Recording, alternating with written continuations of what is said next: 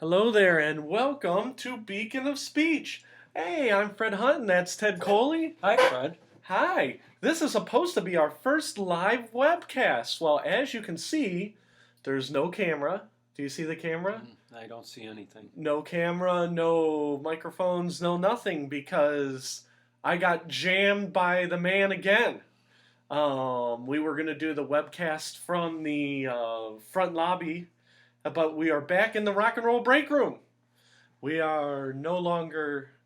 It's good to be back, you know? Yes. We were off, 2 weeks? Yeah, we were off 2 weeks, and I said we're going to have the live webcast, and we're going to be ready, and today was supposed to be the first live webcast, and due to some incongruities with the feed, we are unable to stream live. That looks like our volume's really low, doesn't it? Nothing seems to be working today. Let's see. I think we're good. We'll keep going. We'll see what happens. Do you think, can you tell who's low, or is it both of us? No, or? I think it's me. But what are you going to do? I'm in a very saucy mood. What is Beacon of Speech? We're selling freedom of speech to everybody. We might be selling it, but nobody is buying it. A couple of weeks ago, we were talking about Kevin Kiley of 92.3 The Fan. We even made a prediction about him. He said some things about women, about men not listening to him as coaches of their NFL teams. Right. And I said that he would get a 2-day unpaid suspension. I don't remember what you said was going to happen to Kevin Kiley. I don't remember either. Did we write it down? We wrote it down, but the prediction passed. And I said, oh, well, nothing happened. They stood up for Kevin Kiley. Well, guess what happened in the last 2 weeks? Kevin Kiley was fired, but Kevin Kiley went on and said, oh, no, I quit. You know, the old, no, I quit before you could fire me bit. And, but the point of the story was, it really bothered me. Because Kevin Kiley, at the end of the day, is just an old football player. Who cares, right? But what really bothered me is that he said he was pressured to resign or he quit or however. And he did not use the F word. He didn't use the N word. He didn't come out and say that he hated women. He said that he did not think that NFL players would respect an NFL coach. Now, whether that is true or false is immaterial. He basically lost his job because his corporation came down on his freedom of speech. Now, you could say, oh, well, Kevin Kiley still has freedom of speech. He could pretend like he's Fred and Ted, and he could go ahead and do his own webcast and have 2 listeners. So basically, and I should know this, but basically the First Amendment says that the government can't limit your speech. That is correct. Right? It doesn't say that corporations or anybody else. And I even printed it. Congress shall make no law respecting an establishment of religion or prohibiting a free or abridging the freedom of speech. The problem is that your freedom of speech is being abridged by everybody else. Everybody else. Yeah. And we are going through groupthink. You shouldn't think that. Kevin Kiley got it from both ends. He got it from the corporation, who said, you can't say that. What kind of crazed man are you?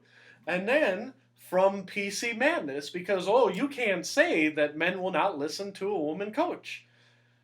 So and that's what the corporations are afraid of. They're afraid of the PC. Right. And so Kevin Kiley was basically a living example of what we try to say in Beacon of Speech. Yeah. Now, Obama did not come down and say, you have to fire Kevin Kiley. Right. There is no grand left-wing conspiracy.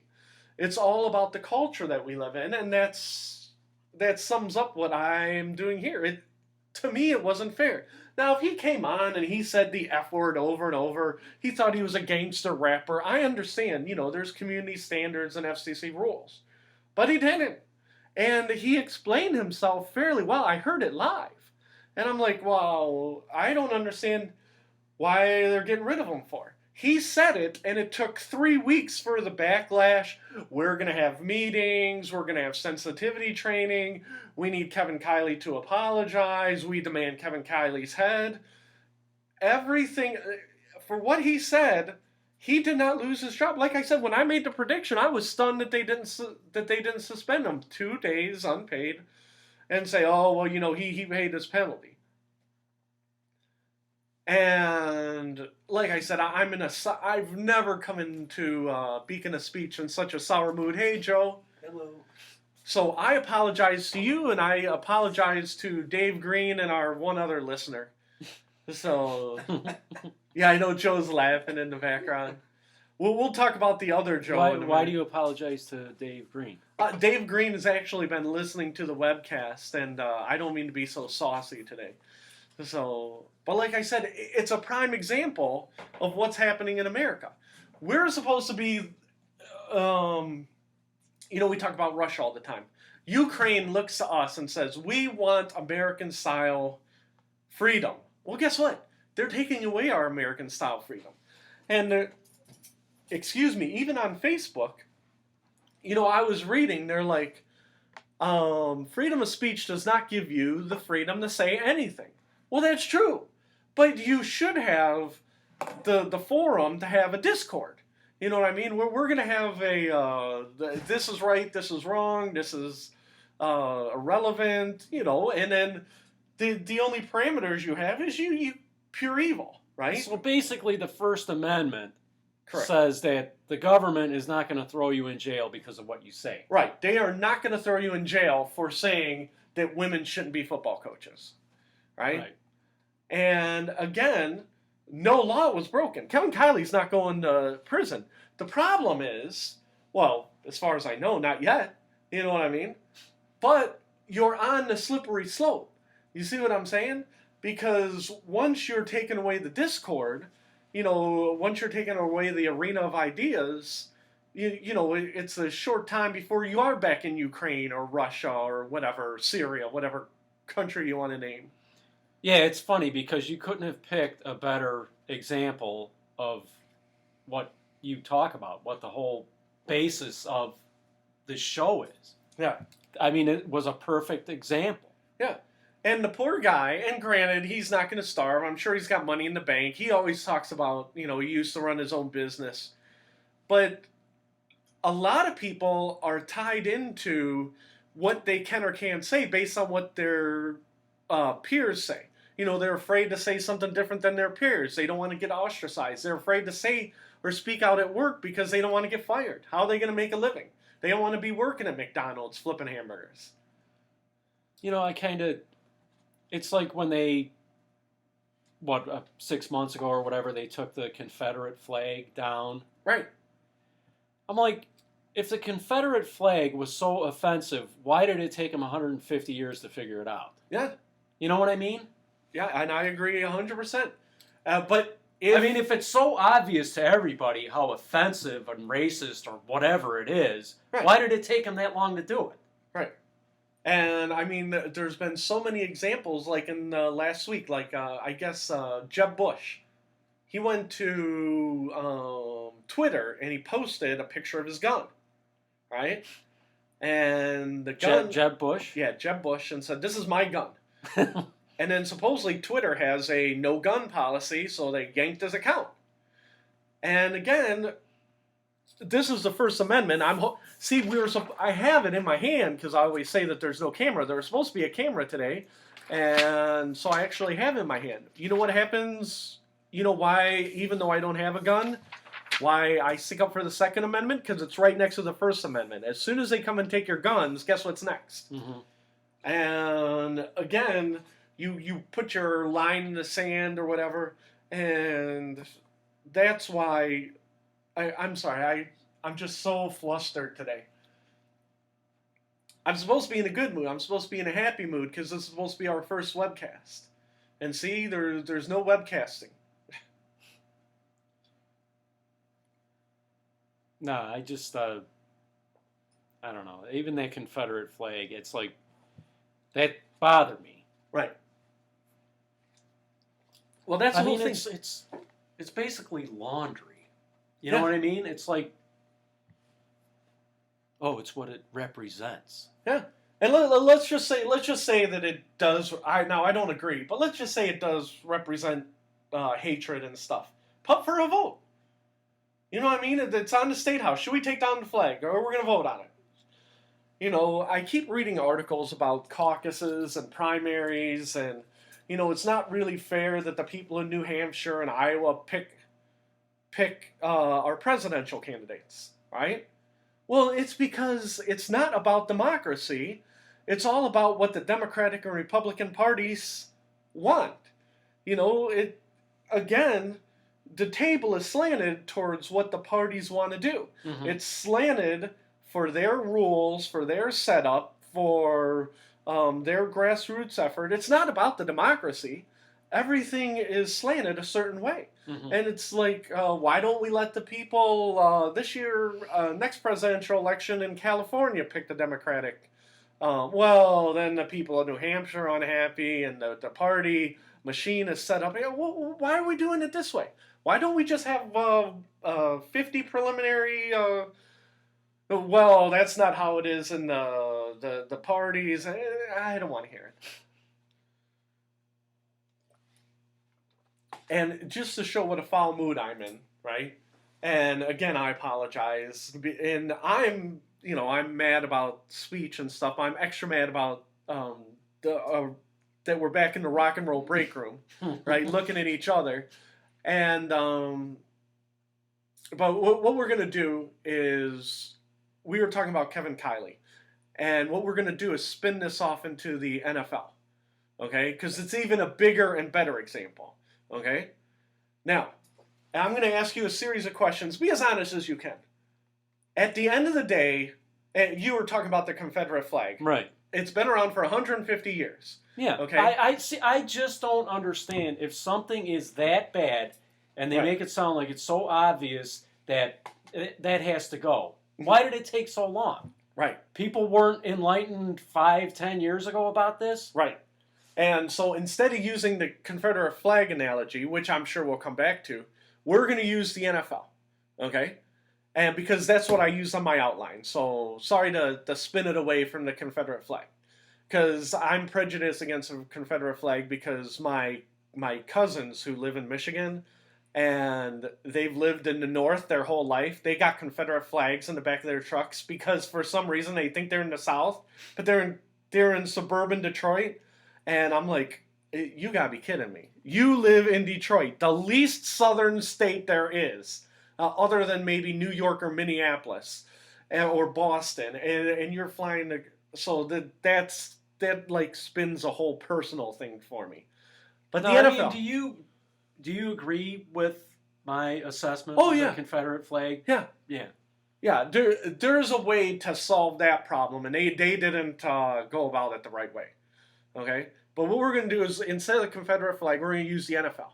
Okay, the NFL, football's been around for over 100 years, right? And we talked about it a few weeks ago, how basketball was formed in order to, keep kids from playing football, because 100 years ago it was causing head injuries, right? Now, Ted, be honest. At the end of the day, what is football about? It's about bashing people's heads in. Right. Pure and simple. Bashing people's heads in. Now, we took the NFL. Smash mouth football. Yep. I'm going to hit you, and you're going to fumble the ball, or I'm going to hit you so you lose the ball. Very, very... It's about hitting. Yeah. It's very simple, very primitive. The whole point of football is to knock a guy down. Okay? Not that far from boxing. Okay? Mm-hmm. In the movie, Blasphemers the movie, which, we did, I call football, why Americans love it, is G-rated war. Right? Because they've lost their taste for war, but they love this G-rated war that's sanitized, and, you beat each other in the head, but, no one dies at the end. Mm-hmm. Not for 40 years when they don't see it. Right? So, but at the end of the day, the NFL is all about hitting people. Now, the Super Bowl was 2 weeks ago, right? And everybody complained about the Super Bowl. I have never heard so many complaints about the Super Bowl in my life, okay? Now, as the movie came up, everybody's still talking about concussions. We brought it up on almost every episode of Beacon of Speech, right? Concussions. Well, guess what? They're still playing football because at the end of the day, it's not about the hitting and it's not about the concussions. It's about money. Yeah. Now, let's go back to the NFL is about money. The pregame show, everywhere I heard, all the right-wing talk shows love the pregame. We have the jets flying overhead and the national anthem, and we have the choir of the Marine Corps choir or the Armed Forces choir. We love our military. Now, I'm not saying that we don't love our military, but the pregame I heard described, I believe it was on the Rush Limbaugh show, as maybe the most nationalistic, feel-good pregame of anything that we do in America. Concerts, football. And I would say that's probably true, right? And some left-wing places that I saw said, oh, well, all it was an advertisement for join the armed services. Oh, go ahead. You look like you wanted to say something. What I wanted to say is I have a prediction about the NFL. Oh, okay. Go ahead. And I don't know when this will happen. I think what they'll do with the NFL is they'll do the same thing they did with cigarettes. Mm-hmm. It's terrible. It's awful. But we can't get rid of it, so we'll put a special tax on it to make money off it. Oh, you know what? You're probably right. That's a great prediction. We should write that down, except for it's going to... Because you know how they do that with cigarettes? Yeah. It's like, oh, nobody should be smoking these, but we can't get rid of them, so in the meantime, we'll make money off it and fund other things from it. Yeah, you might be right. Because there's a crap load of money in football. I mean, I know, everybody pays taxes, the players and everything, but they'll put an additional. Right. Oh, but so the do-gooders. Yeah. But you know what? That's a great prediction. And you might be right. Because I'll tell you what, as the game goes on, they're beating each other in the head, right? Like football players do. But then it's not even about beating each other in the head. It's about commercials. It's about selling ad time. It's about everybody wants to see the commercials. What is the newest thing? You're almost paying for freedom of speech. Because if your company doesn't have $5 million, or what is it, $4.2 million for a 30-second commercial, you don't get to advertise. Yeah. And again, what is your product? My product is beer, right? My product is cars. You know what I mean? Products that help people, it doesn't matter. Unless you have $4.2 million, it don't matter. It's all... America is pay to play, okay? And that's basically what the Super Bowl...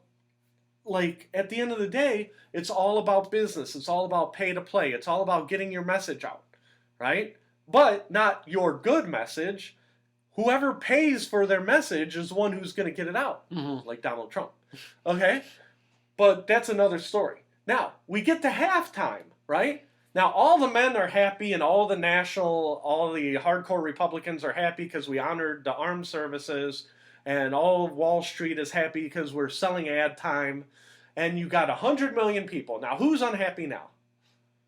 The wives. We want to see a nice halftime show, right? The wives are unhappy, so they want to see a nice halftime show. So now we have Coldplay, who's as homogenous as you can get in pop music.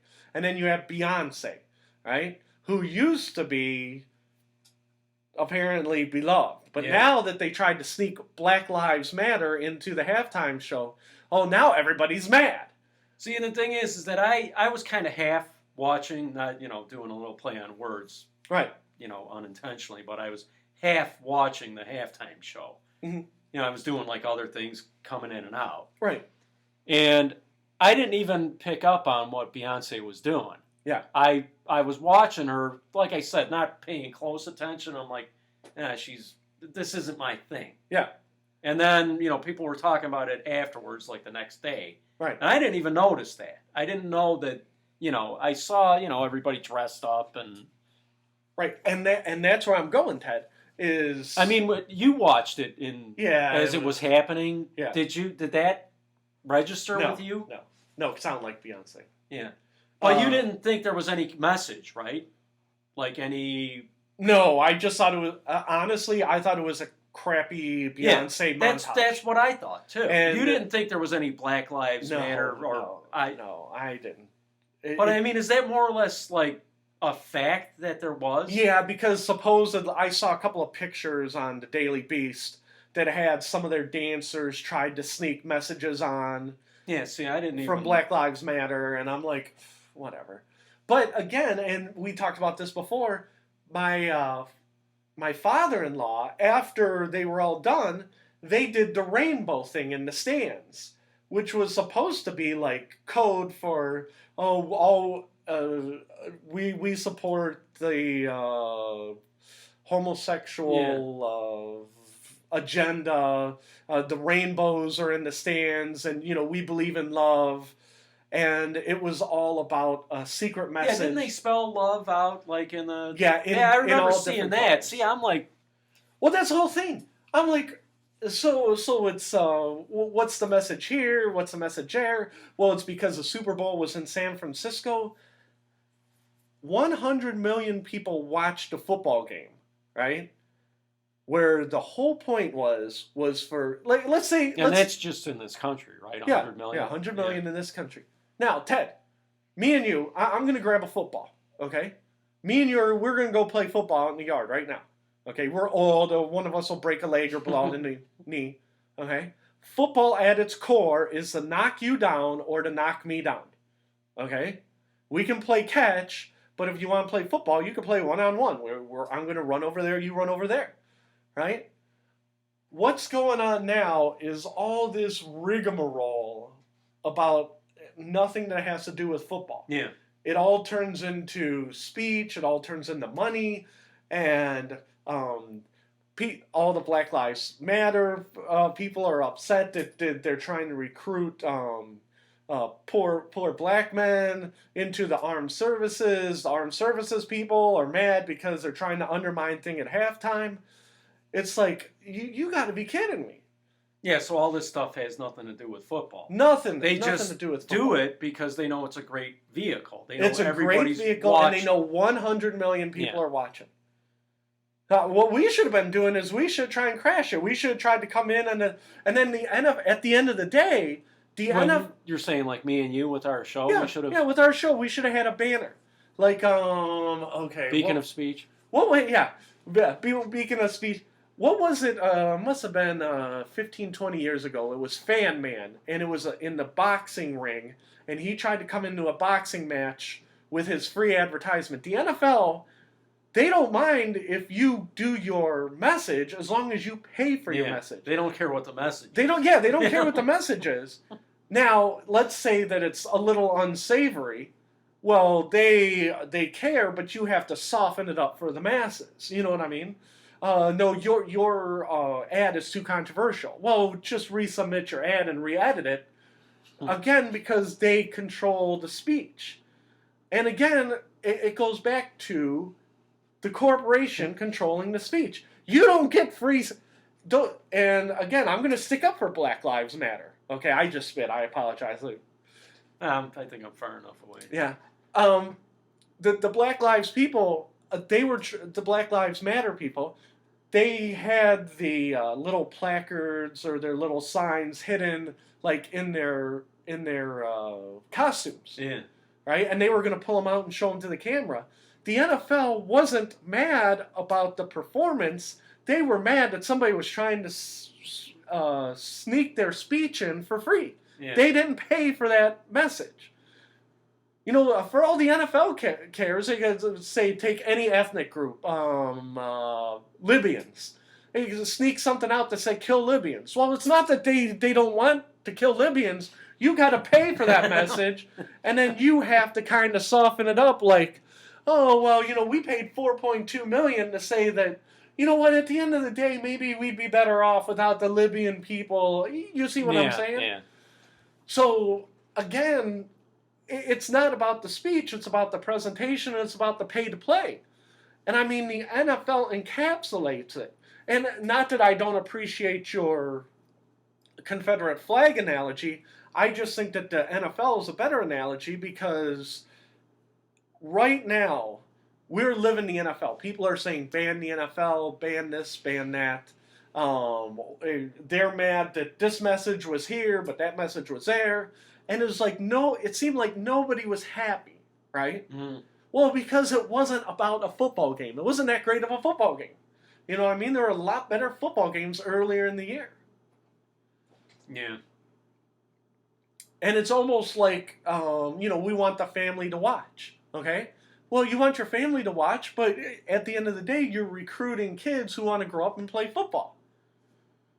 And get their... I'm trying to think, who was the other person? What was it, Bruno Mars that was on there? Yeah, Bruno Mars. But I'll tell you what, I'm going to be honest with you. We used to talk music on this show. You remember that just a couple of weeks ago? Mm-hmm. Coldplay is very average. They're an average pop band, okay? People love Coldplay. They're on crack, okay? Beyonce, for what she does, she's very talented, but I don't like Beyonce. Yeah. Okay, I just don't. Yeah, that's what's so funny. It's like I said, if it was more or less obvious to some people that she was trying to get a message across, I mean, for me, it went over my head. Yeah. All I'm thinking when I'm watching her is, this sucks. I don't like this. Yeah. Yeah. It was like... Which is kind of funny. And you'll be like, oh, you don't like Beyonce because she's black. No, I ain't like Cher. Okay? Once Cher turned 25, and all I see in Beyonce is Cher. Yeah. You know what I mean? And I like Jay-Z. I like Jay-Z, and I like his music a lot more than Beyonce. So that's why I'm kind of... And Bruno Mars, I'll tell you what, that guy's talented. He's talented like in an old school entertainer way, Rat Pack type of way. Yeah. You know what I mean? So I like Bruno Mars. Do I love Bruno Mars? No, but I listen, to be honest with, and I always use this analogy. You go on iTunes and see how many things, or in my CD or whatever format it is, do I own anything by Beyonce? Don't have anything downloaded, no CDs, no Apple card, no... I don't like her when she comes up on Pandora very infrequently. So Beyonce is like out of my life. You know what I mean? But my family, we own some Bruno Mars stuff. Okay? And my wife owns some Coldplay stuff. That's her problem, not mine. But you see what I'm saying? Yeah. She's just not in my wheelhouse. And so, like you said, the whole Black Lives Matter, zoom, right over my head. So it's just kind of funny because I'm watching her and I'm getting kind of mad. Not because I think there's a message. I'm just like, I don't like this. Yeah, exactly. And they're like, oh, you're an old white guy. Well, but I like Jay-Z. So I want to hear it. But going back to the NFL, back to, what are the messages? Who paid for the message? Are you trying to sneak the message by us? Is it a subtle nod? This is what we okay. This is what we don't okay. It's all managed. You know what I mean? And some producer or some director or some writer, they came up and it went through the corporate chain of command of what we're going to do, what we're not going to do. I have a question for you. Yes. The commercials. Yes.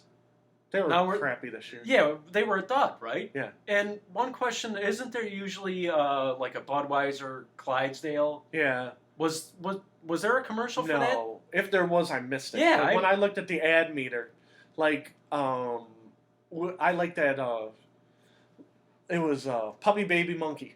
Yeah, yeah. I kind of like that, but that, tested, they said it scared people. People were confused. I'm like, it's a puppy, a baby, and a monkey. What do you mean they were confused?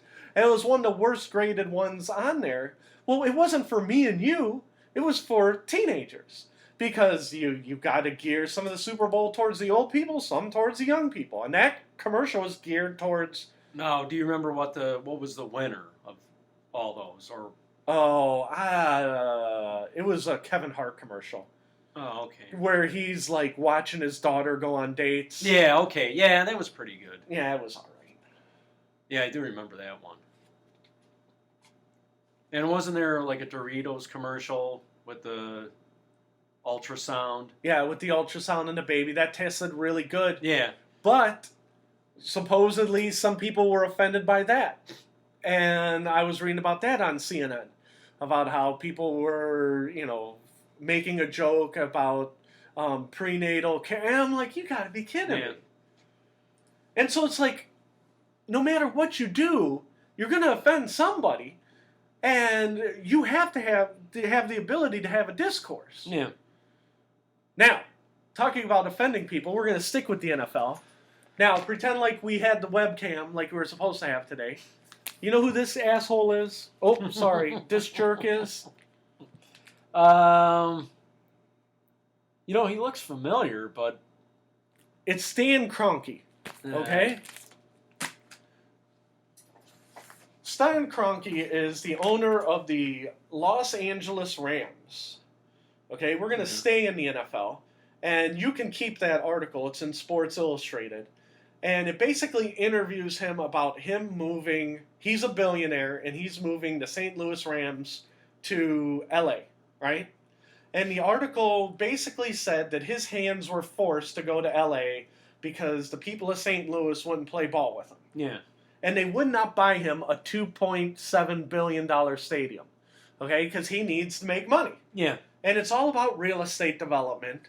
And again, he doesn't talk about, and I'm especially... So this guy's mad because basically working class people wouldn't buy him, a billionaire, a stadium. Yes. Okay. And his whole thing is he wants a state-of-the-art stadium that's not only a stadium, but a city within a city, right? Basically a development area for shopping, and his vision is this grand stadium real estate project, right? Now, Stan Kroenke, you're sitting across from me. I'm talking to Stan Kroenke.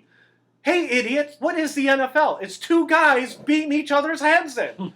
No, I want $2.7 billion to take my team and turn it into basically the Disneyland for the NFL. Oh, well, St. Louis wouldn't do that for me. There's a certain public trust where you're screwing the city of St. Louis, and he does. If you read that article, he's making it sound like St. Louis would not give me what I wanted, so I was forced to go to L.A. Yeah. Like my hands were tied. Yeah. And that's what America is now, is a bunch of Stan Kroenke saying, what can you do for me? Yeah. Not, hey, instead of taking his $1 billion and reinvesting it in St. Louis and saying, we are a partner, he said, how can I gouge St. Louis to no end? Yeah. Now, when Art Modell left Cleveland, he was like, oh, well, I'm poor. Well, that's because you're an idiot. Okay? What happened to we are a team? St. Louis and Stan Kroenke, we are a team. Stan Kroenke kept saying, we kept trying to negotiate with St. Louis and they wouldn't have it. Oh, they didn't have $2.7 billion to build you your Disneyland? And again, we're not talking about Disneyland. But more and more, that is America. Well, yeah. And he's talking about he wants his Disneyland, but at the end of the day, we're talking at Disneyland, you're selling wholesome family entertainment. Granted, it's overpriced family entertainment, right? But Disneyland, you're talking about Mickey, Goofy, princesses, all that other rigmarole, right? Mm-hmm. He is selling men beating each other in the head to the masses. That's all it is. But in America, it's like, oh no, it's entertainment, and just like like you said with the cigarettes. If he really wanted to buy an entertainment district, and let's say Stan Kroenke was all about building an entertainment complex, why wouldn't he buy? Oh, go ahead. Is there any? Are there any teams where the owner actually paid for the stadium? Yeah, there's a few. NFL teams? Yeah. I want to say that Jerry Jones, he didn't pay for Cowboy Stadium, but he paid for a portion because he wanted the profits. You know what I mean? When he sold a $10 beer, he wanted to make $9 on that beer. Yeah. You know what I'm saying? I want to say Miami, when they did not the baseball stadium, but I think when they did Dolphin Stadium, I think part of it was financed by the Roby family. Yeah. Now, again, this is off the top of my head, so I could be incorrect. But 9 times out of 10, they're like, we don't have any money, but you're a billionaire. Yeah. Oh, well, but that's not how they make their money. They don't make their money by spending their money. They make their money by you spending your money, Right. and then they get the profits. Yeah, they're billionaires because they figured out how to have other people pay for their stuff. Right. But this is the Rams, and this is what we're marketing. But let's go back to the basic premise of beating your heads in, right? Let's say that he was really all about developing a city within a city sports entertainment district, right? Well, then why wouldn't he buy the LA Galaxy, okay, and the LA Kings and the LA Lakers, right? And then he said, we're gonna build this complex, and it's all about a city within a city. I wonder if at any point, if he used the phrase, it'll work out best for everybody. He probably did.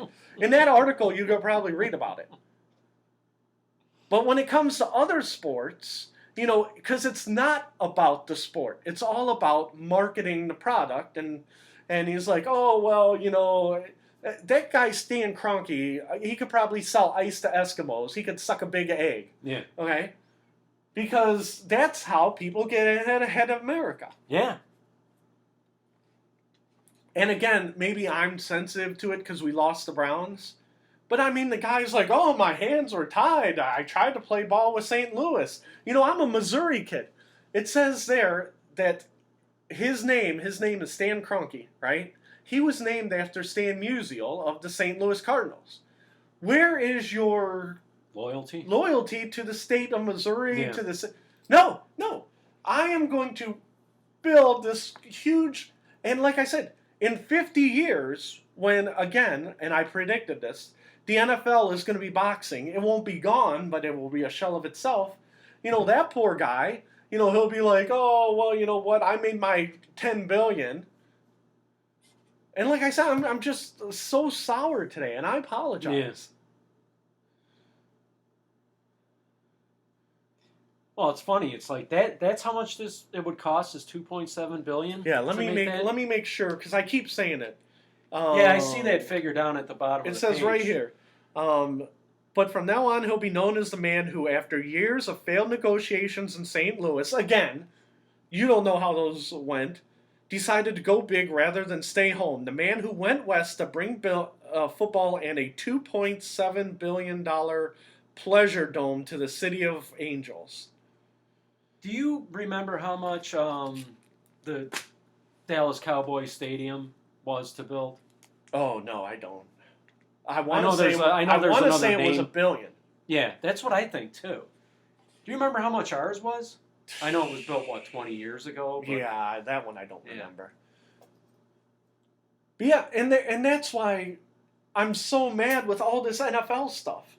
You know what I mean? Yeah. Because it's like, oh well, the NFL should do this. No, I can sum it up. NFL is pay to play. You want this, you pay us. It doesn't matter what the NFL is. This is how we're going to do it. And sports is a microcosm of America. And the NFL is just the way things work. Just like they work in America. Yeah, I mean, the NFL is almost becoming surreal. You Yeah. know, it's almost becoming like a reality show. Yeah. Instead of a football game. But, and then again, It's almost like the Kardashians or something. yeah. But again, it's not about the football game. It's about squares. It's about gambling. It's about the party. It's about, they said it was $5,000 a seat. And that's why I'm like... As much as I love football, I don't care how much money I have. I would not pay that for... I would rather watch the Super Bowl on TV. Oh, yeah. I agree. $5,000 a seat. Yeah. And like I said, you weren't seeing... that's crazy. Yeah, and you're not seeing you and me in the stands. You know what I mean? Yeah, I mean, I think I heard there were seats like on the 50-yard line, 20,000 apiece. Yeah. Now, since we're on the topic, and like I said, I think if I was a billionaire, I wouldn't spend that much for that. Well, one day we'll be billionaires. We're doing Beacon of Speech. Mm-hmm. Everybody wants to throw money at us. Predictions for the Super Bowl. Oh, Fred predicts that Carolina will slaughter Denver 56-10. That was Wrong. yes, very wrong. Ted says Carolina wins 31-17. That was Wrong. I really thought Carolina was going to beat the tar out I of did them. too. I wanted Denver to win, Yeah. so it worked out. But Now Joe actually came the closest, I think. and we're gonna switch gears because basically I yelled about at the NFL for 40 minutes. We're gonna switch gears. 5.5 points was the spread. Joe Kaufman said Denver will cover, so he was technically right, but he said they'll lose 21-17. Yeah, But I remember that, you know what? Score. Yeah. If he had a ticket, he would win. It doesn't matter because again, at the end of the day, did you get your money or did you not get your money? Well, Joe got his money, so Joe was technically right because Joe said they will cover, so he took the points and he was right. Do you think he actually bet on the game, or? Oh, I think he would have bet on the game if he had money, but he has no money because where is Joe today, Ted? I believe his wife is giving birth today. Yep, she is giving birth to their twins. Right now, he is in a hospital room helping his wife huff and puff, or else he would be here. He wanted to know if we were going to do it today, and I said, "Yeah, we're going to be doing the webcast late, and we're going to have a live stream." And he said, "Oh, well, you let me know when we're ready," and it didn't work out. So this is the birthday show. This is the birthday show where Joe gives birth to two little Joes, which I'm sorry about that for America. So I'm just teasing, Joe. While we're on sports, I want to do one more sports-related thing. Columbus, our adopted hockey team, they came in. They're now in second last. They're not the last in the East. What's their record? I don't know. Bad. They're not going to the playoffs. But That's not. Who did we go to see? well, we went to go see the Lumberjacks? No, not the Lumberjacks. The Lake Erie Monsters. We went to go see the Lake Erie Monsters. Right, okay. And starting this year... Are there even Lumberjacks? No, they're gone. That's another story. Who did we go to see? The Cleveland Barons? No, we went to go see the Lake Erie Monsters. Now they're the minor league affiliate for the Columbus Blue Jackets. But they're actually doing fairly well. So Columbus is now in second last. I think they got like 3 weeks to move up 8 places to get to the playoffs. So, all right. What's next? When did the playoffs start? Does it more or less mirror basketball? I think it's the end of April. Yeah. So we're towards the end of February. We got another month, but when you're in second last and you got to jump like 9 teams to get to the playoffs, you got to start making your move now. And like I said, that's why they went from last to second last in the East. Okay, every week all I did was bitch about football. So let's talk about this real quick. Every week I try and have a top 10 list or a magazine. Well, look what came in the mail last week. Northeast Ohio Catholic Magazine came to my door. Yay! I don't subscribe to Northeast Ohio Catholic, even though I am Catholic, right? Does that have your address on there? Yes, it does. No, it actually, I don't know how I got this, because I don't pay for it, and I don't know where it came from, but it says right here, the magazine of the Catholic Diocese of Cleveland. So I looked through it, and right back on here, and this is what we're talking about next, you'll get a kick out of this. We have a decree in nomine Domini. Is that correct? You're a lapsed Catholic, right? Yes. Decree in nomine Domini. Is that correct? Is my Latin poor? Yeah, I mean, I never took Latin, so that sounds good to me. Okay. So in the magazine, and I'll tell you what, my grandmother used to work at the Universe Bulletin, which is the Catholic newspaper. Mm-hmm. Right, and she worked there for a few years, but I didn't think the Universe Bulletin. No offense to my late grandmother, God rest her soul. Okay, but I never thought the Universe Bulletin was that great of a newspaper. Okay, but Northeast Ohio Catholic actually wasn't that bad. I actually read it, and it was better than the Universe Bulletin, so I was very impressed. But this is what I'm gonna read to you, and we're gonna take our faith seriously. You ready, Ted? Mm-hmm. No, I wonder. I just wonder why you got that. I don't know. You Maybe think that's a sign. Maybe from it's above? a sign. That's what I'm wondering. And then we're gonna talk a little bit about the Pope after Just this. like those giant ice chunks in the parking lot. Yes. I don't know if you were here, but Joe said that was God, like throwing those at him. Yes, God, I know where those came from. That wasn't God. But on April 11, 2015, His Holiness Pope Francis issued the Bull of Indiction of the Extraordinary Jubilee of Mercy, more Latin, establishing the Year of Mercy beginning on December 8th, okay, and going until November 20th, 2016. So we're in it right now. Mm-hmm. Pope, blah, blah, blah, da, da, da. Going till when? November 20th, 2016. And this is wow. where me and you come in, okay? More rigmarole.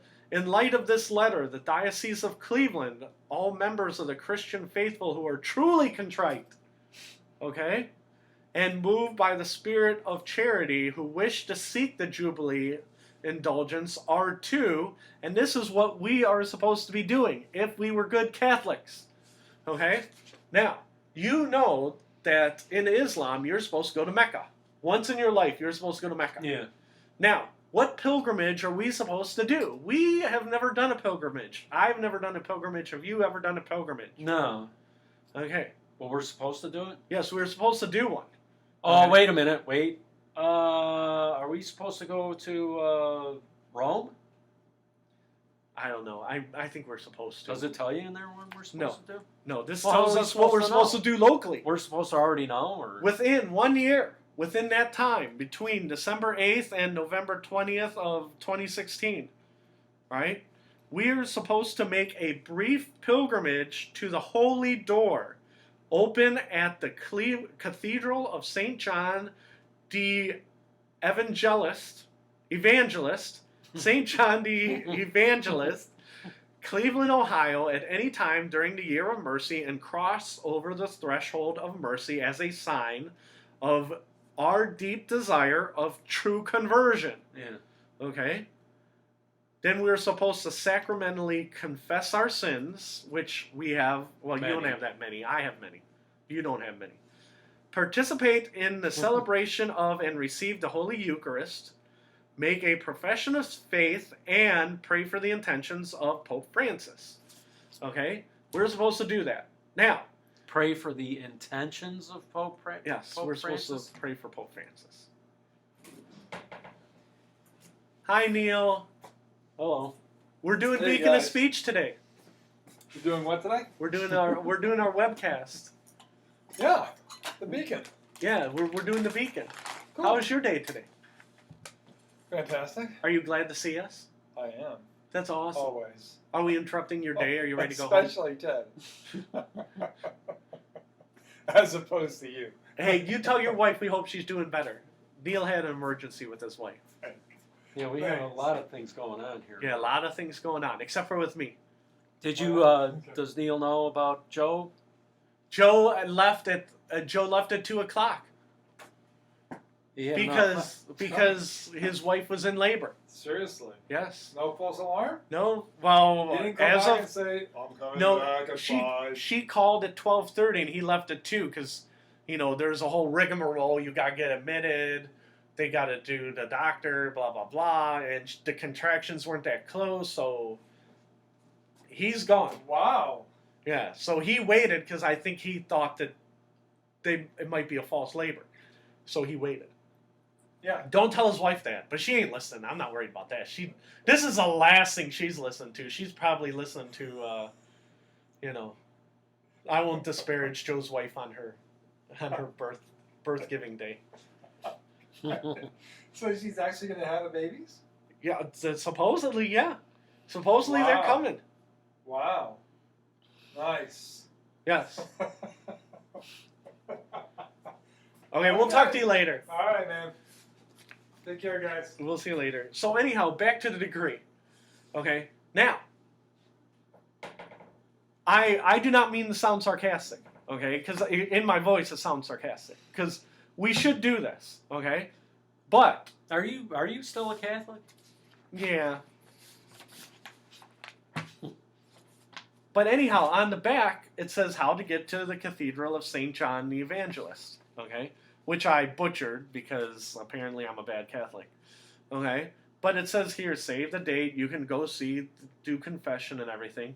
But we should do the pilgrimage. We should go during the year of mercy to the Cathedral of St. John the Evangelist, and we should walk under the threshold. Now, this is not the first I've heard of this. Now, what area is this in? Well, I think it's the church on East 9th over by the Federal Reserve. You know, when you're going down East 9th, right before you turn left to the Federal Reserve, there's a big cathedral. Yeah. I think that's St. John's. Okay, yeah. So it's right there. Okay? Yeah, I think I know what you're talking about. So, and like I said, Do you think Joe would go with us? I don't think Joe, if he, number one, if we walked under, you know, the keystone might come and fall on my head. Okay? There might be trouble.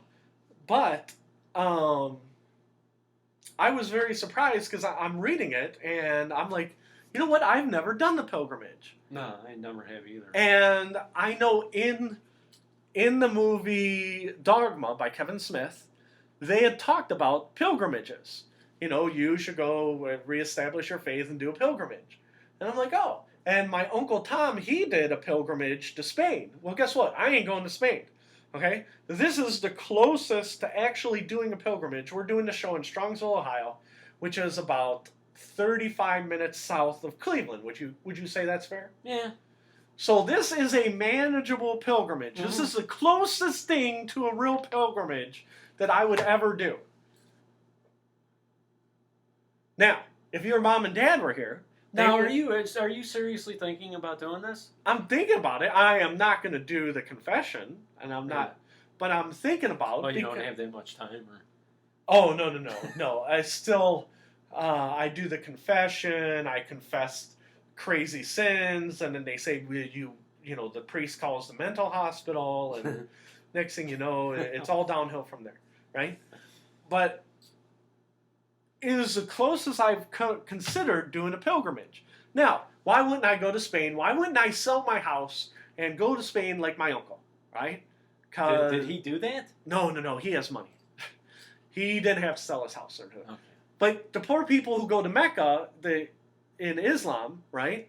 A lot of them are dirt poor and they walk across the desert to Mecca, right? Well, there's no place in America where I'm going to walk across the American desert. I'm not walking across, North Dakota to get to. Is Mecca in Saudi Arabia? Yes. Okay. I'm definitely not going to Saudi Arabia for any other reason.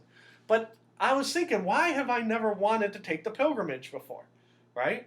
I'm like, all I got to do is 35 minutes. So, maybe, I'm not saying I'm going to do it, but I'm considering making the pilgrimage, okay?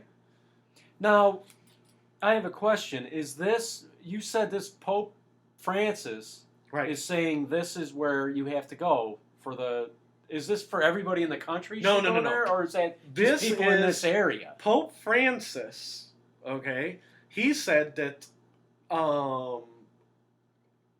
you should do something for your diocese, right? Okay. So our bishop, Bishop Lennon, said the Diocese of Cleveland, you should make the pilgrimage to Okay, St. that's John's on okay. East 9th, right? And so that's why I'm not saying I am or aren't. I'm just saying that I'm considering it. But that's the magazine I'm reading today. And I'm like, well, it was interesting and, you should do something for your faith instead of, like, the nothing that I did. Mm-hmm. You know what I mean? Yeah. But we are not taking Joe because, whereas the keystone might fall on my head, he might spontaneously combust in the doorway. Okay? So I'm going to say you get to keep the Sports Illustrated with jerkface Stan Kroenke, and I'm going to keep the Decree and Nomine Domini. Okay? And I probably won't do this because I'm a lazy bum. But it shows that at least you should do something. You know what I mean? Well, what's it do? Well, probably I don't. So basically, they're asking you to do the pilgrimage, and then when you get there, you're supposed to basically go to confession. Yeah, go to confession, and then they probably would like you to kick in some money, but I'm a cheap ass bastard. So that's what I'm thinking about. Now, there's two reasons I bring this up. Two reasons. Number one, and I haven't talked about a lot about this, my religious studies in college, I had religious studies minor. Now, did you know that? Yes, I did. Okay, now, you'll get a kick out of this. This goes back to Beyonce. When we were in religious studies, I took black, I gotta remember the title, but it was like Religion in Black America. Religion in Black America? Yeah, it was the history of religion in Black America or something like that. It was at Cleveland State University. And one of the things you had to do is you had to go to a black church where everybody was black, right? And I'm like, well, that shouldn't be hard because I work at a Taco Bell where everybody's black, right? Because I worked at the Rolling Acres Taco Bell. I was the only white guy, right? Is that the Taco Bell that you, when you rode with me, you showed Yes, me? yes, that's the Taco Bell. So my grandmother went to a church on the east side of Cleveland, and I'm drawing a total blank. My grandmother would be so pissed. But it was a Catholic church on the east side that has since been closed, and there was no white people there except for the priest, right? Now, by any chance, is it like St. Elizabeth's? No, I want to say it was St. Colette. Is there a St. Colette over there? I think so. That sounds familiar. It's since been closed, but that's the church I went to, right? And so, believe it or not, it was actually a good experience because you're submerged in a culture. I always assumed that all Catholic churches were the same, right? Well, I'm in this Catholic church, and they're like, peace be with you, right? And everybody starts getting up and moving. I'm like, oh, what's going on? Is it a fire drill? You know what I mean? No, they said peace. They came out, shook your hand. Everybody, hey, John, how's the football game? And peace lasted for like 5 minutes. This is a black church. Yes. Okay. Yeah, and I'm like, wow. And everybody, when I go to church, everybody's kind of like a funeral procession, but on the east side of Cleveland, it was more joyous. It was more exuberant. Everybody had a lot more energy. I'm like, wow, is this how church is over on the east side of Cleveland? Right? So, like I said, it was a good experience, right? Now, so I'm like, well, maybe I should make the pilgrimage. You know what I mean? Because, I'm bad, okay? And, my grandmother passed away, and I've been bad, okay? So, the other thing is, which circles back to Pope Francis, now, let's say, as bad as I am, okay, I am considering doing the pilgrimage, right? And there is a point to this very long story. This is why I get long form beacon of speech, right? I can talk and talk, and you're like, where in the hell is he going with this? Okay? Let's say I had a problem with Pope Francis, which I don't, okay? I'm not sealing the ride to hell, okay? Let's say I had a problem with Pope Francis. Do you think I would go on the airwaves and said, I have a problem with Pope Francis? Yes. That would be no. I am afraid of Pope Francis, okay? Now you're saying this, and I've been listening to people who do have a problem with Pope Francis. And that's where we're going. Okay. And that's where I'm giving you my starting point, and we're going to end here, okay? When I did my religious studies minor, one of the things that intrigued me, everybody says that the Bible is great, you should read the Bible's awesome, okay? That's not what I see in the Bible, Now, the New Testament is the good news of the Lord, blah, blah, blah, right? What is interesting is the Old Testament, where it's like, we're going to kill our enemies. We're going to put our enemies' heads on the stake, right? We are going to kill you because we know what God says and you don't know what God says, okay? And to me, that's fascinating, okay? Now, throughout the history of the church, there's popes, anti-popes. We declare war on you because you don't understand. And even today, you don't understand, you don't understand what God's trying to say. Now, when I do the Jubilee, it would be for my own purposes to get my head clear, right? Now, so it's all about you. Oh yeah, it's all about me. Yeah, it's all about me. But today I'm reading CNN, and this is I know you had to have heard this on the radio. Pope Francis and Donald Trump got into a war of words today. Okay? Why in the hell would you call out the Pope? Well, because the Pope drew first blood. He basically said... I'm writing that down for the outline because I can't top that. When I put this on YouTube, the Pope drew first blood. Okay, go ahead.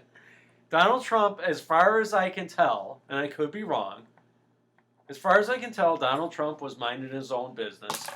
And the Pope said that Donald Trump is not a good Christian because all he wants to do is build walls. Right. And a good Christian should not be building walls.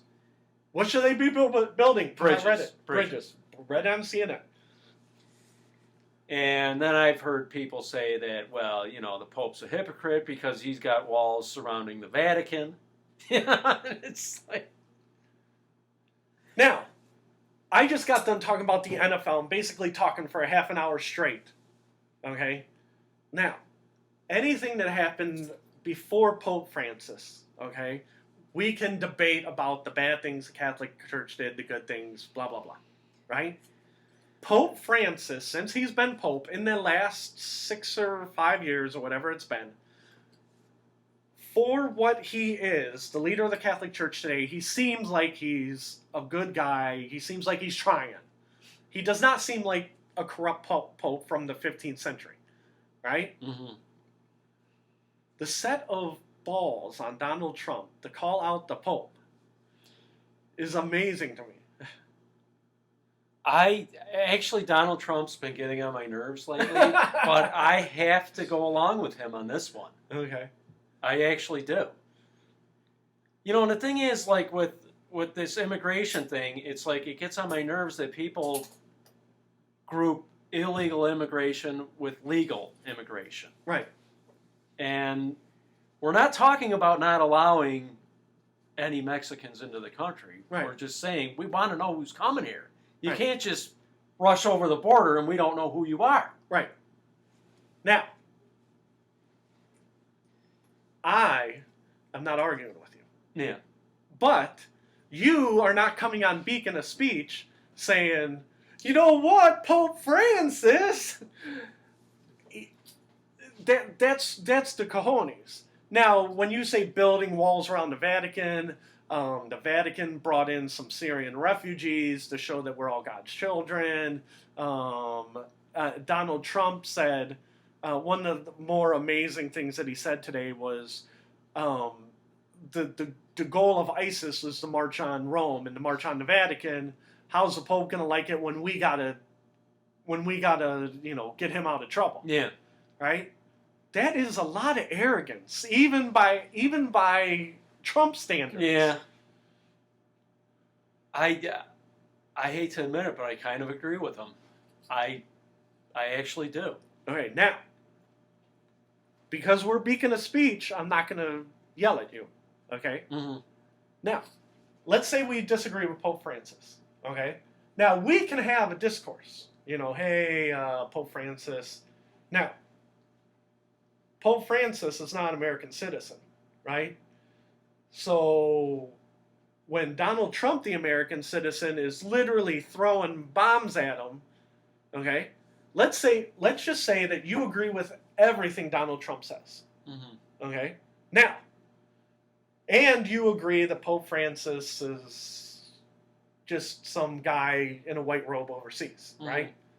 Now, how much money do you have that you can get your message out to the masses that you disagree with Pope Francis? How much money do I have? Yeah. Or Yeah. Let's say you agree 100%. with You agree 100% with Donald Trump. I know you don't, but let's just say that you do, for argument's sake. Yeah. Your message doesn't get out because No. you don't have $1 billion. Right. You're not funded. You're not. And again, it goes back to the freedom of speech issue. The people who pay are the people who play. Yeah. You know what I mean? Is the Pope, and again, this is why I like the Pope. He spent the last week in Mexico talking to Mexicans, telling the Mexican leaders, you need to solve your problems, basically berating the Mexican officials, crossing the border, and then he visited jails, he visited the poor, he visited... Berating the Mexican officials, what did you say, crossing the border? Oh, no, not crossing the border. He berated the officials saying, listen, there's too much violence in your country. You need to solve this. You're corrupt. All you're doing is taking bribes. Okay, no, I agree with that. Right. I'm on board with the Pope on that. So, well, I don't know if I'm on board. The point is that the Pope doesn't care how much money. He's taken a swipe at Donald Trump, but what he's saying is... he's taking a swipe at capitalism. He keeps taking swipes at crony capitalism. Yeah. He takes swipes at people who have $1 billion and think they can say whatever they want, but you don't care about what the poor have to say. Yeah. You don't care about what the... So that's why I'm kind of on board with the Pope. And like I said, I'm not 100% with the Pope, but I'm not going to get in a pissing contest with the Pope. Yeah. Well, that's the thing is, that's why a lot of people like Donald Trump. Yeah. Because... He's not afraid. Nothing is sacred. Right, but... And that's what people in this time are very frustrated with political correctness and, And I'm not arguing that. But what people see in Trump is what they want to see in Trump. Trump's guiding principle is money. Okay? And I think even if Donald Trump was sitting here next to you, he'd be like, well, what else would guide you? The Pope's guiding purpose, at least cursory, seems to be God, right? And so it's like the Pope sees no borders because he goes, I don't listen to you because God is mine. Yeah. Now, you could argue, you could turn around and say, well, is God really speaking to the Pope? You know what I mean? Now, we can argue that. But you should be able to have the discourse. Yeah. Right? Donald Trump thinks because he has $1 billion, he has more discourse than me or you. Yeah. And so he can say that he's doing it on behalf of this. Because when you talk about Mexicans flooding across the country, well, Donald Trump, you could argue. Let's just pretend like I want to argue with the Pope, okay?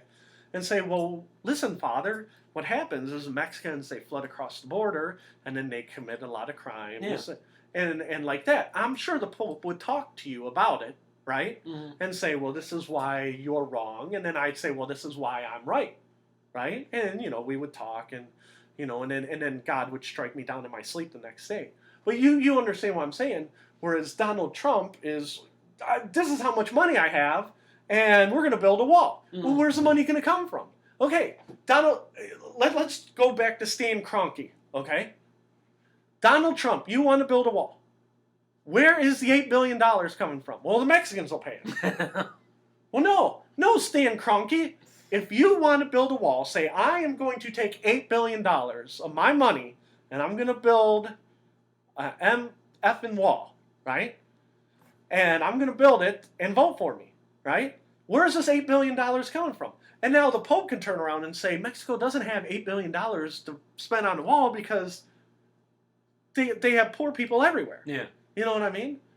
So, I mean, if you got in a long discourse with them, you're going to be like, oh, well, so I'm not arguing with you, Ted, because, again, If you had a third party in here, they'd be like, well, Ted's right because crime statistics support that immigrants have a higher crime.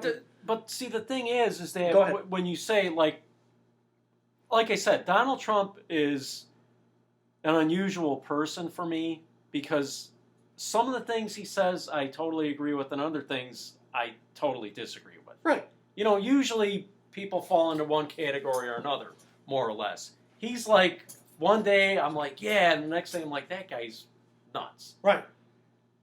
But And you'll get a kick out of this because, like I said, I thought we were going to have the camera. I thought we were going to be ready for the live stream today. I brought a few props because you don't want to stick. See this right here? You like this? This is going to be one of my props. And I know you can't see it, but it's Putin. okay. It's Vladimir Putin, and when you open it up, you know who's inside? Oh, look, it's Boris Yeltsin. And you know what's inside of this? It's Mikhail Gorbachev. Wow. Where'd you Right? get that? My wife got it for me because she knows I have an unhealthy infatuation with Russian culture. But Did she just get that for you? oh no, you can see chips on it. My kids used to play with it. It's a nesting doll, a doll inside a doll, and to me, Trump is basically Putin. Okay, well, we're not Russia. You want to elect Putin. You know what I mean? Now, Putin got in because wink, wink, nod, nod, you know, the Russians voted for him, blah, blah, blah, blah, right? But when I see Putin, I see Trump. You know what I mean? Yeah. I actually like Putin more than Trump. No, I guess I just get mad because, you know, when Trump says he wants to build a wall, that doesn't mean that nobody from Mexico can be allowed in here. Yeah. It just means there has to be order. Right. You can't just have, I mean, you wouldn't have your house just unlocked and let anybody come in who wants to come in. Right. You know? Well, here's an example. Well, and we'll use the Pope, where I disagree with the Pope, right? Pope says don't have sex. Okay? Well, too late. Well, what people aren't having sex? Mm-hmm. Well, there's ways to control that. Well, no. What do you mean no? You know, and so in the real world, you know, you'd be like, well, the Mexicans are coming across and they're committing crimes. You've got to have a real world solution. So you could argue with the Pope. I'm just saying. But see, some people, when you say Mexicans are coming across, they're committing crimes, some people will spin that on purpose and say, you're saying all Mexicans are criminals. Right. It's like, no.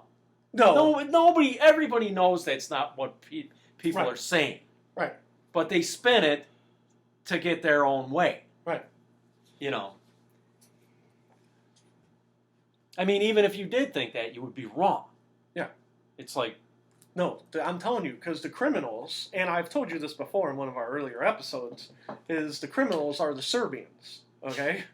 You ask the Croatians who the criminals are, and they'll tell you it's the Serbians. And you ask all the people in the former Yugoslavia, it's the Serbians are the criminals.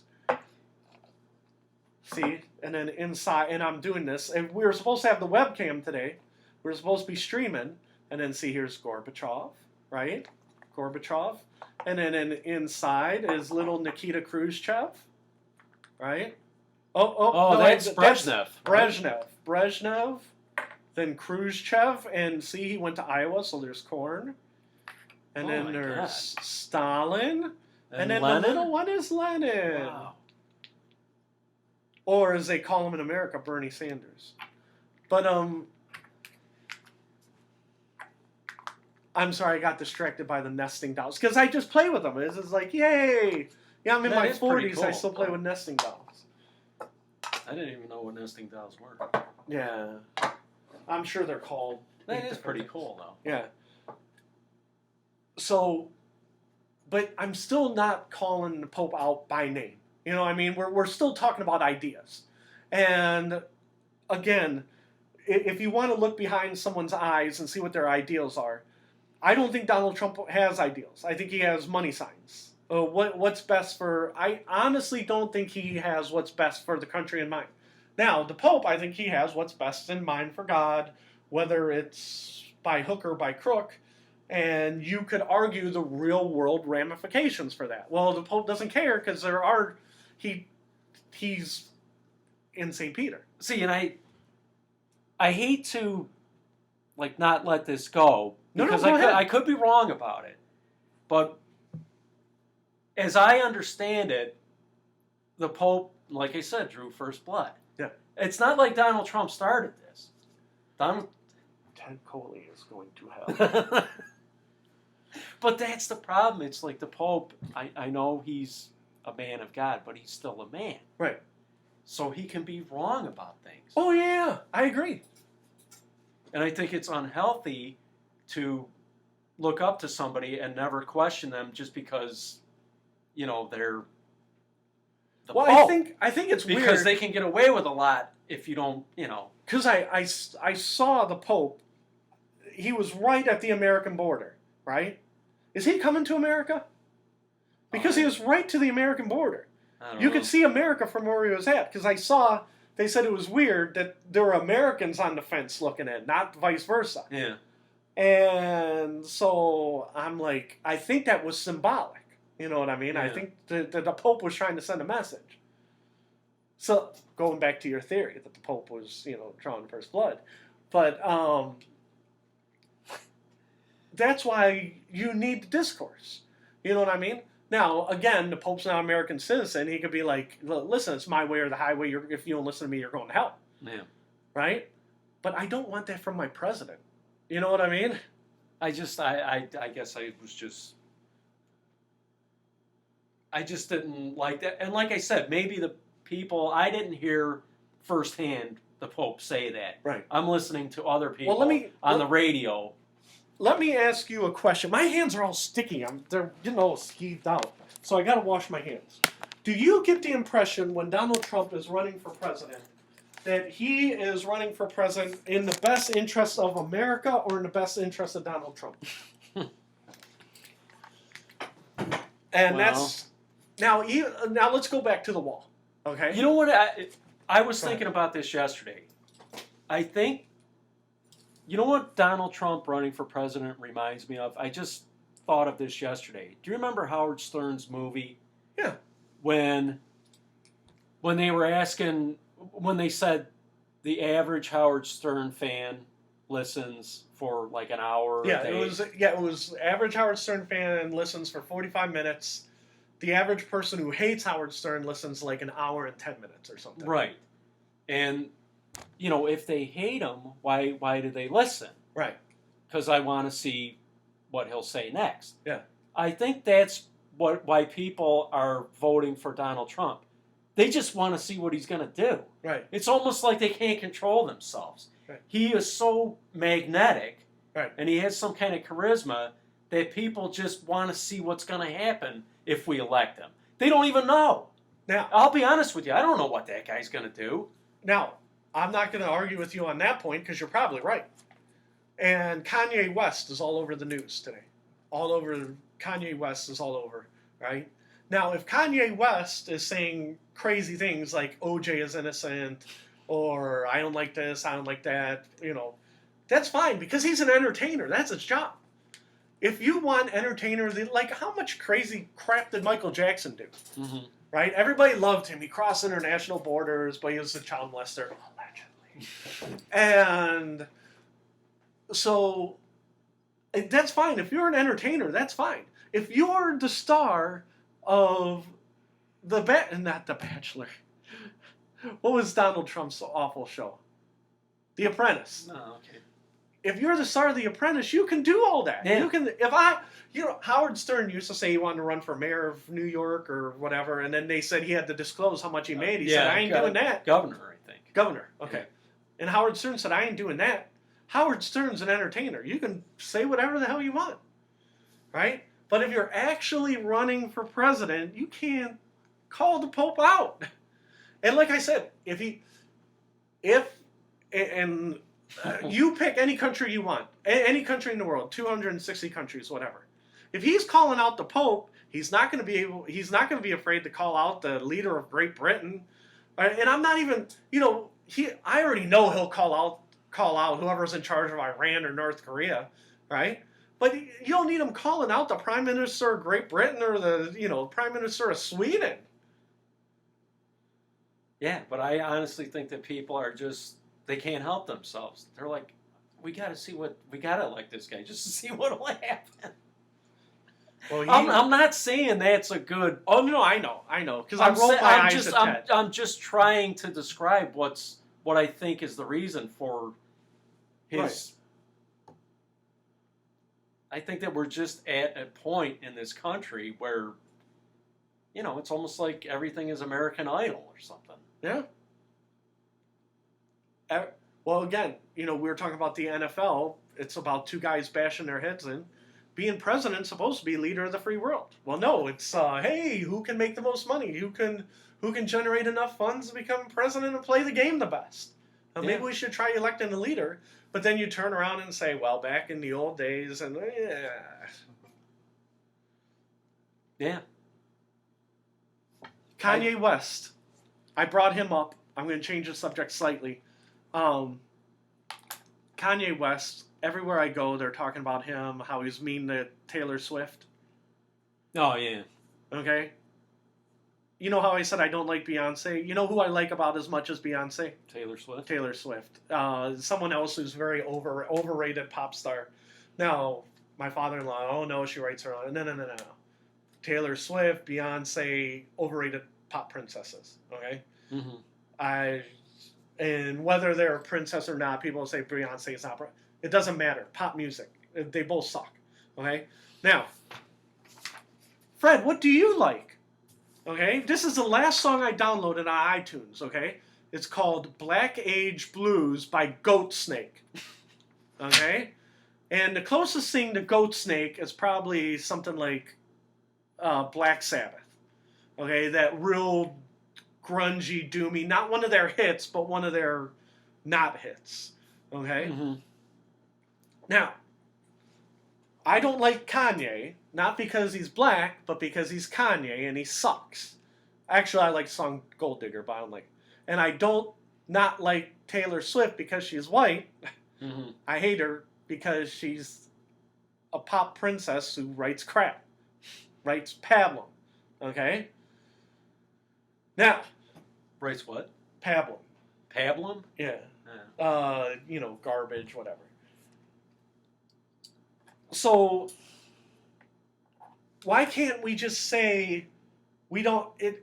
In America, it turns into, well, you don't like him because he's black. Mm-hmm. You don't like him because they're this. You don't like him because no. I don't like pop music. I don't like most rap, and I definitely don't like country. Okay, I like rock. I like metal. I like I like some rap, right? But why can't you just not like something because you don't like something? You know what I mean? Yeah. Yeah, but there is a lot of that going on. I mean, and that's how people get their way. Yeah. Because the last thing you want to be called, that last thing anybody wants to be called is a racist. Yeah.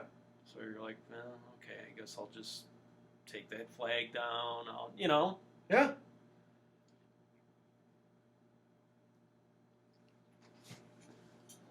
See, there's silence. Very rarely is there silence on Beacon of Speech. I'm looking at the thing.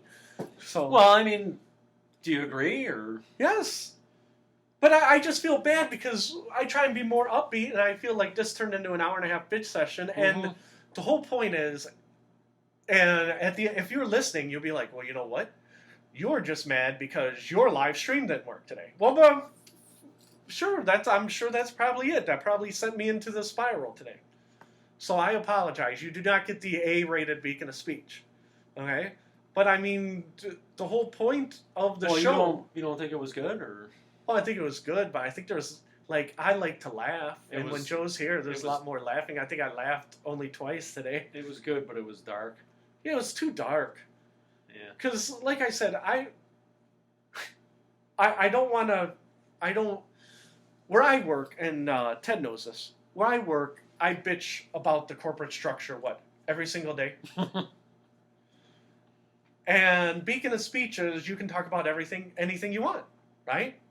Well, today we're talking about how corporations clamp down and left-wing PC madness clamps down on everything.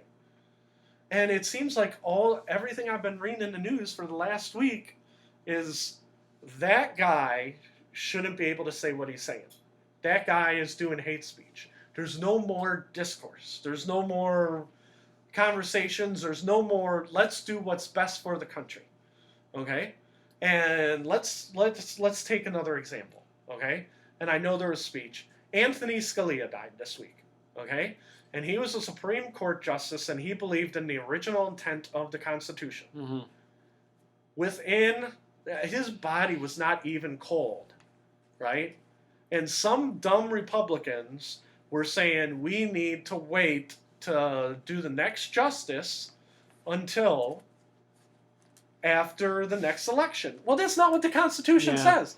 Even the Anthony Scalia, if he was sitting here next to us, his ghost would say, that's not what the Constitution says. Why are the Republicans being so stupid? All they are showing how dumb they are.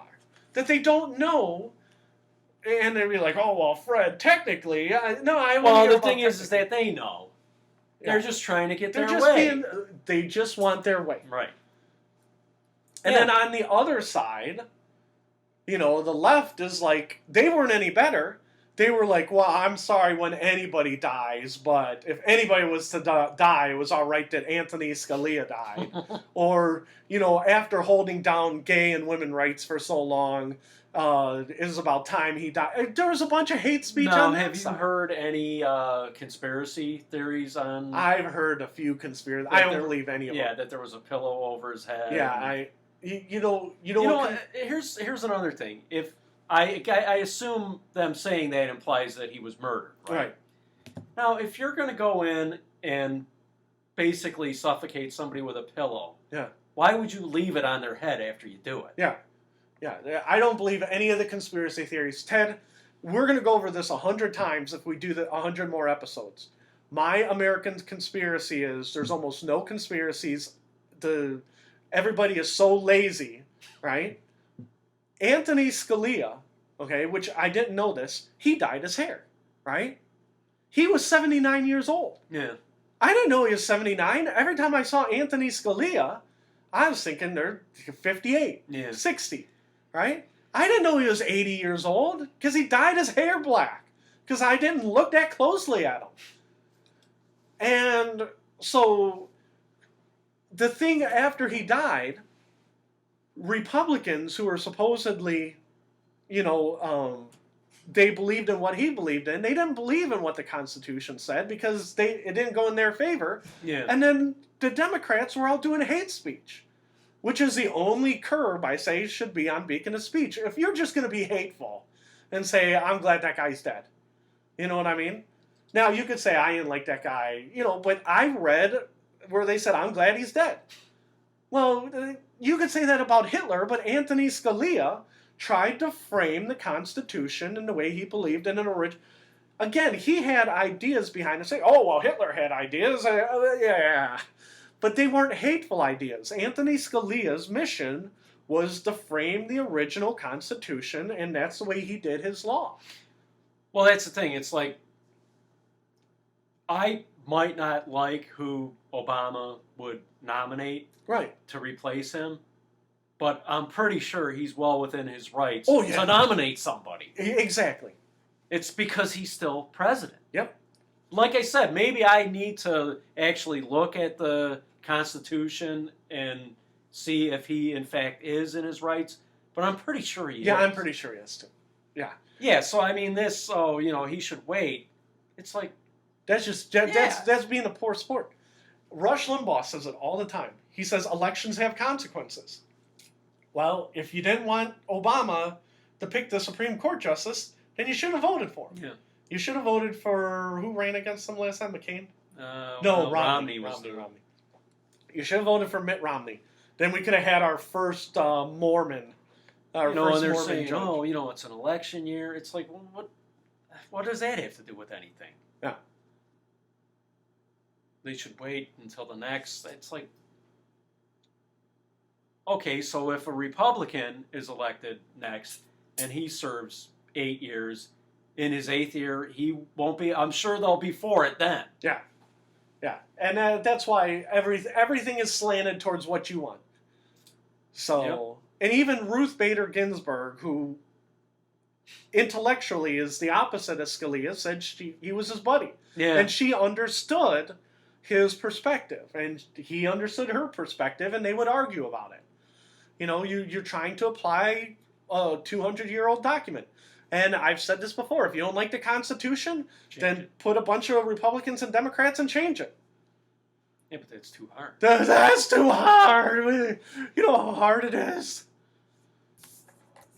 Last time I checked, these are the rules we're going by. And it's hard on purpose. Yeah. And that's the way they framed. Well, when they made those, they didn't let everybody do the... Okay, well, then go live in the Ivory Coast or something. Yeah, it's so funny, the argument. Go live in Thailand. The argument, and I think you brought it up, it might have been the first or second beacon of speech, where one of the arguments, well, when because they were talking about the Second Amendment. Right. People basically against the Second Amendment. Well, when they came up with that, it was 200 years ago, guys wore powdered wigs. But those same people probably wouldn't make the same argument if they were talking about the First Amendment. Right.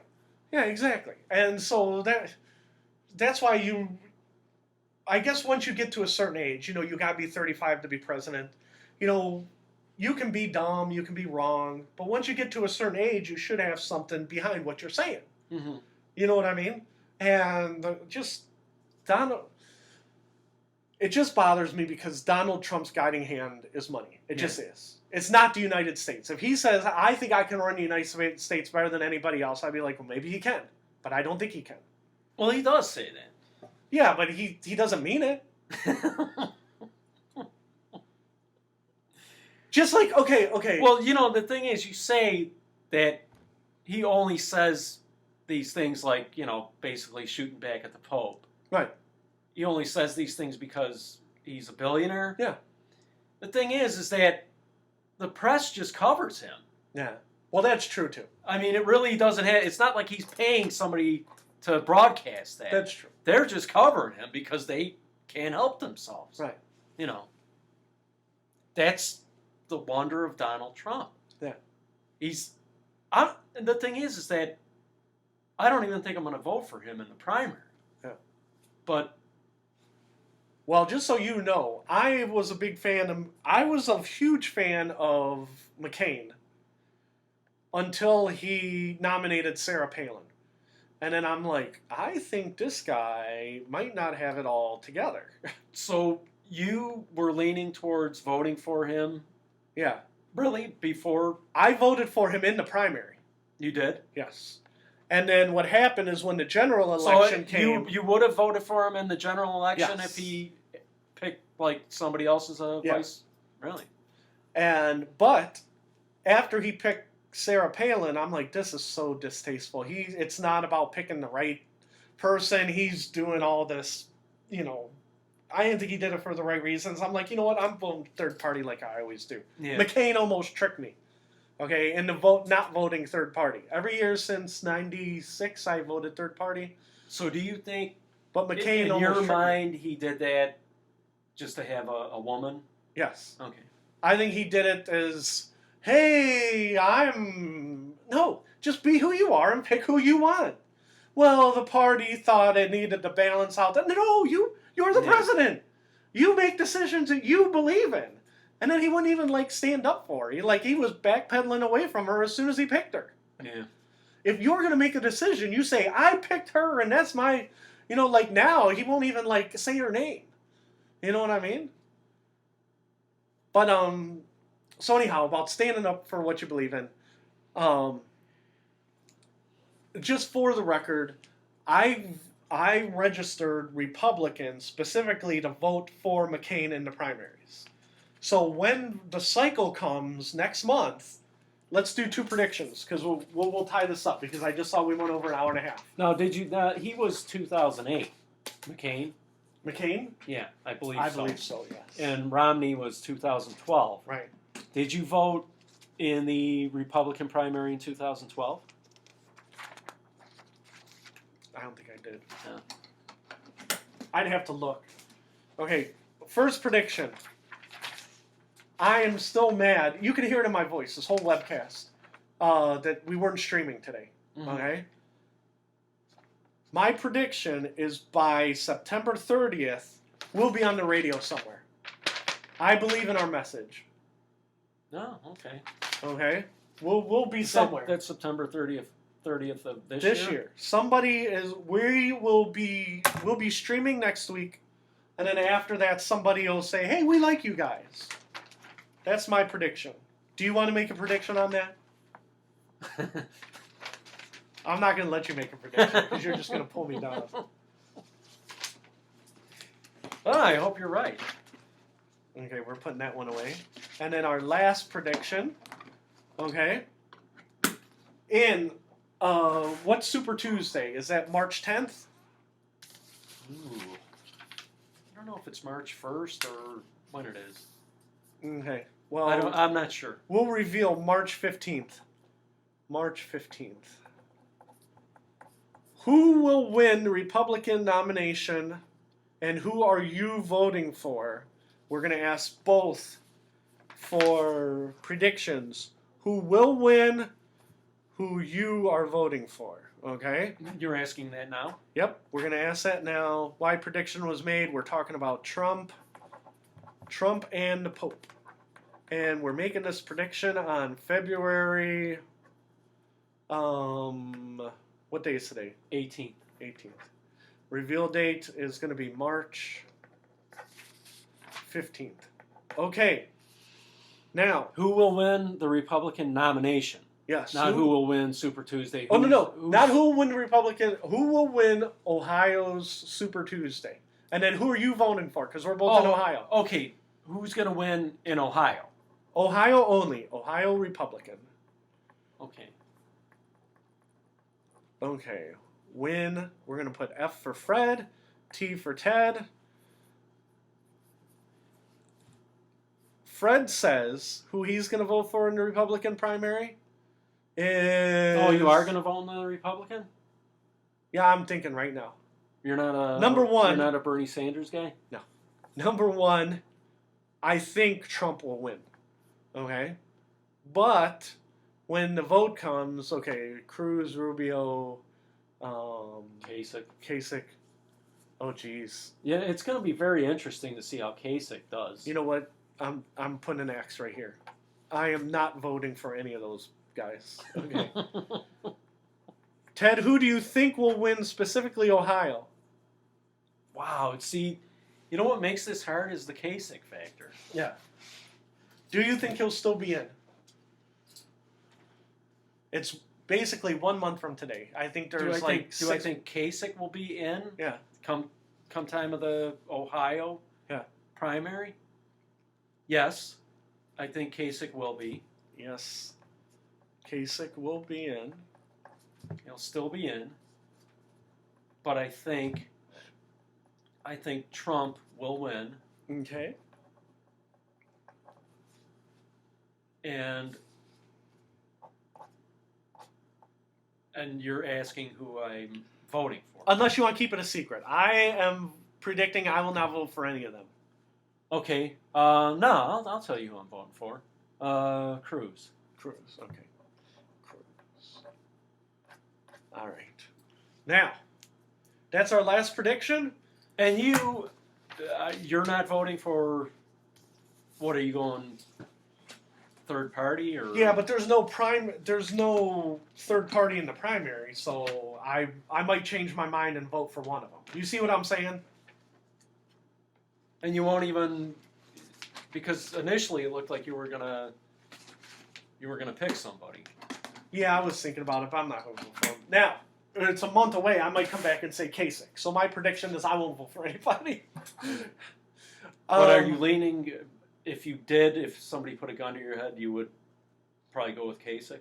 Probably. Is that because you're from Ohio, or? Yeah. Really? Yeah.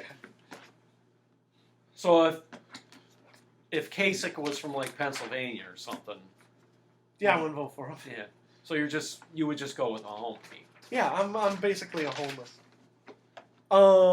Again, song of the day. Go download Black Age Blues by Goatsnake.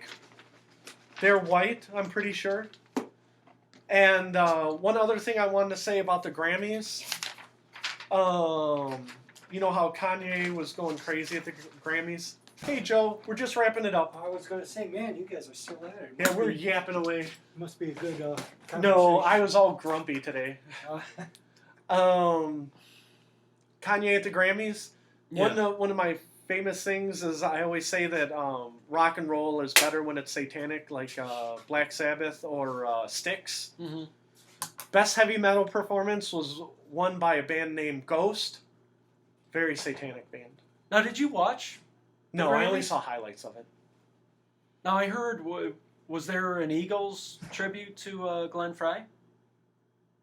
If there was, I missed it. Okay, I think I heard that, but I didn't see it, so No. I don't know. But did Kanye? Did he interrupt Taylor Swift this year too, or No, he's going crazy on Twitter and stuff. And every time he goes crazy on Twitter, then it's all over the news. Yeah. So, all right, Ted. Next week we're going to be out of the rock and roll break room. Do you think there's any chance that the Pope will listen to this and I'll be excommunicated? You are not going to be able to make the pilgrimage.